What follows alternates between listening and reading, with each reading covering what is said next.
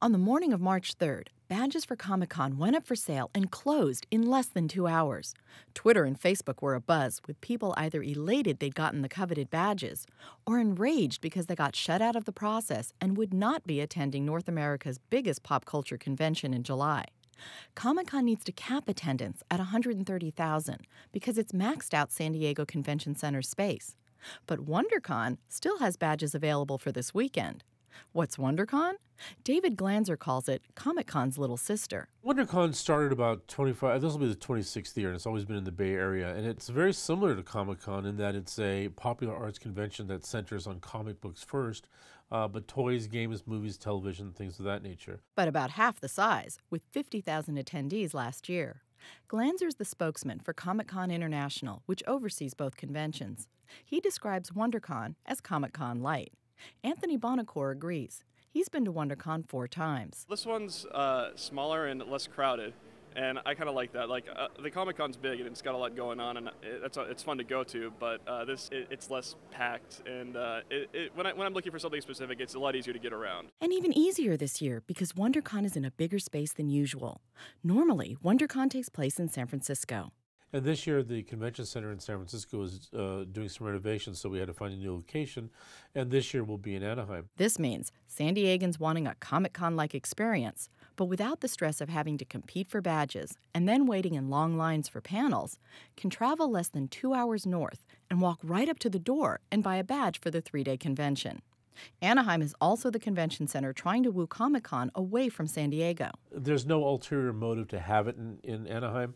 If there is a side benefit, it will be that we will have done a show in Anaheim, so we'll understand how that facility works. But we didn't put the cart before the horse, so one shouldn't read too much into that.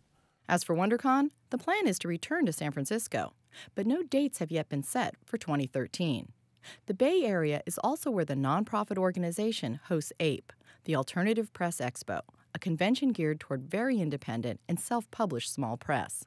Basically, we have a mission statement to introduce comics and popular art into the general public, and each of those 3 shows help us to fulfill our mission statement. All of our events have, we try to make it as easy to attend as possible, and whether that be disabled services or shuttles, again, trying to have as much volunteers as we possibly can to assist our people. We know there are a lot of people who come to the show who've never been there before, and sometimes it can be overwhelming. And it pays to check out the schedule in advance. As we always say, look at the events guide, look at the program book, figure out what it is you want to see, and take your time and have a good time.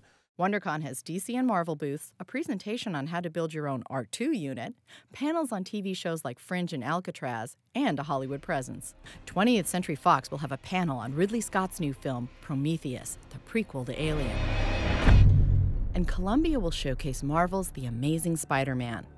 That panel points to the changing nature of the comics world, says Marvel's Vice President of Brand Planning and Communication, Michael Pasciullo. Our company has evolved over the last 5 or 6 years from strictly just a publishing and a consumer products company to now where we're doing the theatrical and we're doing television, video games. People that are introduced to our properties through movies can now learn more about what we're doing in comics and television. So it kind of lets us cross-pollinate those different demographics and create even greater awareness and interest in Marvel. But it's all part of our pop culture, says David Glanzer. It may not be traditional art, but who says art has to be traditional? That lack of tradition is also reflected in the company that oversees the conventions. Comic-Con has about 24 full-time staffers, and none of them could be described as your typical business or corporate types. Well, yeah, we're all fans. I mean, it sounds kind of corny, but we really do put on the type of event we want to attend. And a final word of advice for those planning to attend WonderCon this weekend. Wear comfortable shoes because you'll be doing a lot of walking, and stay hydrated.